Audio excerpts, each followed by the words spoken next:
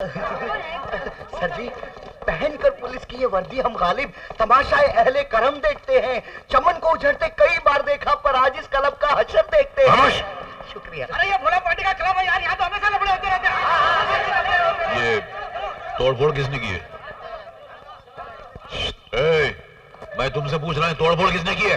अरे काहे चीख चिल्ला रहे हो? ये तुम्हारा टंटा झगड़ा तो नहीं है ना? और फिर जब हम तुम्हारे पास शिकायत लेके नहीं गए तो फिर तुम काहे अपना कानून का डंडा घुसेड़े यहाँ चले आए? इस डंडे का जलवा अभी तक तूने देखा ही कहां भोला पांडे? जिस दिन पूरा हलक में उतार दूंगा ना, उस दिन तू और तेरे जितने पिट्ठू है ना, सब तोते की तरह बोने लग जाएंगे। इसलिए अकल के नाखून दे रहा हूं कि कभी कानून से खिलवाड़ मत करना। कानून? ये देश में कानून है? कहां है भाई? है? नजर आता नहीं, लागू होता नहीं कहीं। देखो दारोगा साहब, ये हमारा टंटा बखेड़ा है, इसे उलझाएंगे भी हम ही, सुलझाएंगे भी हमें। ए भोला पांडे, अपना उलझना सुलझना बखेड़ा अपने पास रखना और कानून से उलझने की हिमाकत कभी करना मत। अगर एक बार इस फंदे में उलझ गया तो सारी जिंदगी गुजर जाएगी मगर सुलझने नहीं पाएगी। याद रखना मेरी इस बात को। क्या समझा? चुप! छोटे को अंदर ले जा और बड़े से बड़े डॉक्टर को बुला ला। मौत की उस वादी में जाने की क्या जरूरत थी तुम्हें? ये जानते हुए कि भोला पांडे हमारा दुश्मन है, हमारे खून का प्यासा है, उसके अड्डे पर जाने की क्या जरूरत थी तुम्हें? बोलो। ईंट का जवाब पत्थर से देने गया था पापा। ईंट का जवाब पत्थर से देने गया था? दोस्ती का मायने भी समझता है तू? परसों से आपकी और परशु अंकल की दोस्ती देखते आ रहा हूं पापा। अगर कोई आपकी तरफ आंख उठाकर भी देखे तो परशु अंकल उसकी आंख उखाड़ लेंगे। अगर कोई आपसे ऊंची आवाज में बात करे तो परशु अंकल उसकी जबान खींच लेंगे। कोई आप पर वार करे तो परशु अंकल उसकी लाश गिरा देंगे। दोस्त और दोस्ती दोनों का मतलब खूब जानता हूं मैं, और वही निभाने गया था पापा। देखो बेटे, परसों और तुम्हें छोड़कर मेरी जिंदगी में और कोई नहीं है। ये धन, ये दौलत, ये जायदाद सब तुम्हारे लिए तो है। मेरी जिंदगी की सबसे बड़ी कमजोरी हो तुम बेटे, इसलिए अपने नजरों से दूर तुम्हें छुपा कर रखा, ताकि मेरे दुश्मन मेरी इस कमजोरी का नाजायज फायदा ना उठा सके। बेटा गौरव, हमारे रास्तों पर चारों तरफ पेट्रोल ही पेट्रोल छा हुआ है। कौन कब मौके का फायदा उठाकर उस पर जलती हुई माचिस उछाल दे और किस मोड़ पर हमारी जिंदगी का सफर खत्म हो जाए, ये हम भी नहीं जानते। इसलिए बेटा, हमारे दुश्मनों से तू अपने आप को दूर रख। अरे हम तो गोलियों की बौछार अपने सीने पर झेल लेंगे, मगर तुझ पर कोई आंच आ जाए तो हम और तुम्हारे पापा ये नहीं सह सकेंगे। इसलिए दुश्मनों से पंजा लड़ाने की गलती जिंदगी में दोबारा कभी नहीं करना, कभी नहीं। गलती नहीं, वो मेरी दोस्ती थी परशु अंकल। दोस्ती में जिस तरह वफादारी आप दोनों में है, उतनी वफादारी मैं अपने दोस्त देव से करता हूं। उसकी खातिर मैं कुछ भी कर सकता हूं, यहां तक कि अपने आप को मिटा भी सकता हूं। आकान, लगता है इनकी दोस्ती हमारी दोस्ती से भी एक कदम आगे बढ़ गई है।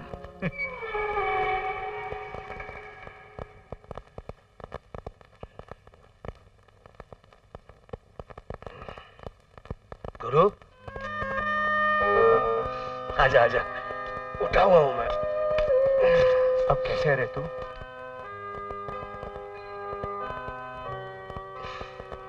कितने कर्ज तू मुझ पे ला देगा यार। अब तो इन रगों में भी तेरा खून दौड़ रहा है। देख देव, दोस्ती में कर्ज, एहसान, मुरवत जैसे लफ्ज मत जोड़ा कर। अरे खून क्या, मैं तो तेरे लिए हंसते हंसते अपनी जान भी दे दूं। अब ऐसी बातें करके तू मुझे रुलाना चाहता है? और तू क्या ऐसी बात करके मुझे बहुत खुश कर रहा है? क्यों? इस चार दीवारी में एक दूसरे को तसल्ली देने से कुछ नहीं होगा बेटे। दुश्मनों के गिरोह में रहने वाले हमारे सबसे खास आदमी ने यह खबर भेजी है कि आज रात भोला पांडे के आदमी जेल में खाकान को खत्म कर देंगे। मैं उस जेल पर गोलियों की बारिश कर दूंगा, लाशों के ढेर लगा दूंगा, सारे पुलिस डिपार्टमेंट को उजाड़ कर रख दूंगा और पापा को जेल से बाहर निकाल लाऊंगा मैं।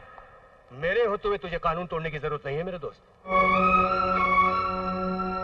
तेरे डैडी का बहुत नमक खाया है, उसमें से थोड़े से नमक का हक अदा करने का मौका जिंदगी में पहली बार आज मिला है। अरे अंकल की पहनाई हुई वर्दी आज काम में नहीं आएगी तो कब काम में आएगी? तुझे आंसू बहाने की जरूरत नहीं, क्योंकि मैं जानता हूं कि बाप की मौत के आंसू में कितनी तकलीफ होती है। मैंने बचपन में वो आंसू बहाए हैं, मगर तुझे मैं वो आंसू बहाने नहीं दूंगा। लग गया तीर निशाने पर।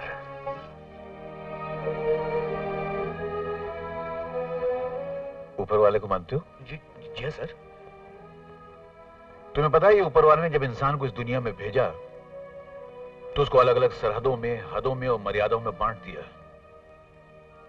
खासकर ये जो चीज पैदा की है ना, जिसको हम दोस्ती, प्यार और मोहब्बत कहते हैं, मगर इसकी बड़ी सख्त सरहदें बांध दी हैं। देखो ना, तुम मोहब्बत अपने दोस्त से भी करते हो, अपनी बीवी से भी करते हो, अपनी मां से भी करते हो, मगर दोस्ती का रंग अलग है, बीवी की मोहब्बत का रंग अलग है और मां की मोहब्बत का रंग अलग है। कल अगर तुम्हारा दोस्त तुमसे कहे कि तुम अपनी मां का गला काटकर उसका खून लाकर मेरे माथे पर तिलक की तरह लगा दो, लगाओगे? या तुम्हारी बीवी तुमसे कहे कि मां का कलेजा चीर कर उसका खून लाकर सिंदूर की तरह मेरी मांग में सजा दो, सजाओगे तुम? नहीं सजाओगे।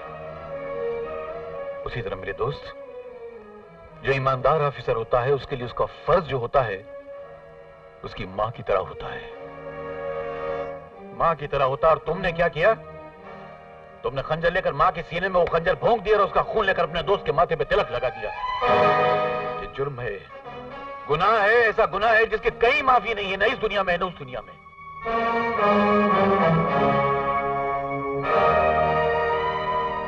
मगर मैं एक अलग किस्म का इंसान हूं। मैं गुनहगार को सजा देने से पहले सुधरने का एक मौका जरूर देता हूं। सुनो, तुम्हें भी एक मौका दूंगा। तुम यहां से जाओ, अकेले में बैठो, अपने मन को टटोलो, अपनी जमीर, अपनी आत्मा से पूछो कि जो कुछ इस इंसान ने कहा है वो बात सच है, सही है या गलत है।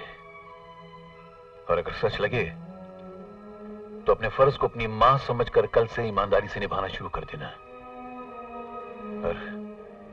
और अगर लगे कि मैंने बकवास की है तो मेरी बात को ठुकरा देना और इस वर्दी को निकाल के फेंक देना। फैसला तुम्हारे हाथ में है। जाओ जाओ।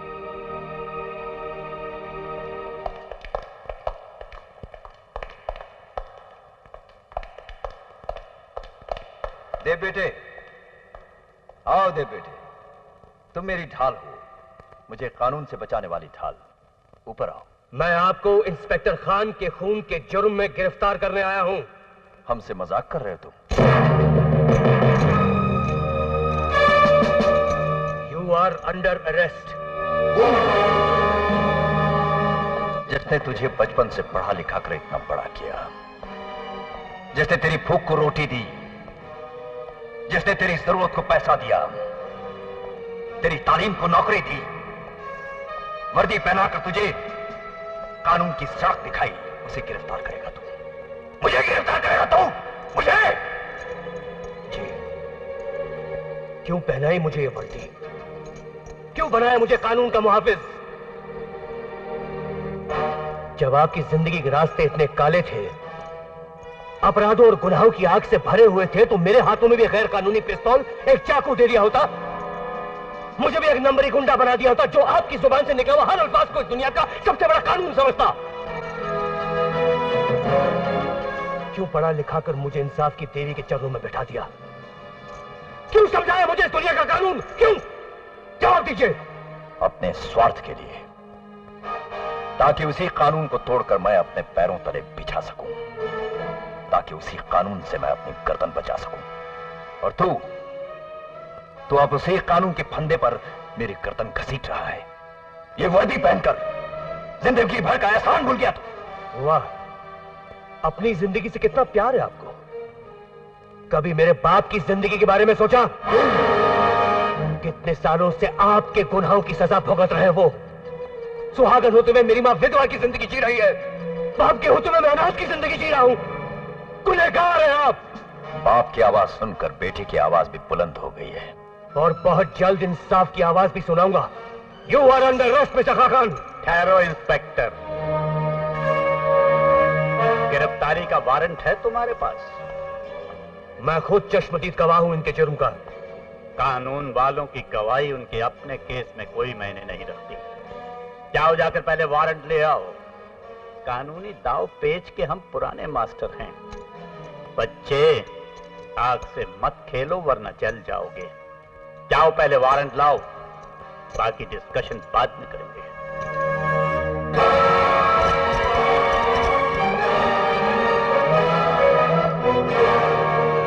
जानती हो मेरे पिताजी ने कितना बड़ा अन्याय किया मेरे दोस्त के साथ, उसकी मां के साथ, उसके परिवार के साथ। ना मैं अपने दोस्त से आंख मिला सकता हूं, ना उसकी मां से। मुझसे बड़ा बदनसीब और कौन हो सकता है प्रिया, जिसके पास कल तक सब कुछ था मगर आज कुछ भी नहीं। दोस्त, दोस्ती, मां की ममता, सब कुछ छीन गया मुझसे। कुछ भी नहीं रहा मेरे पास।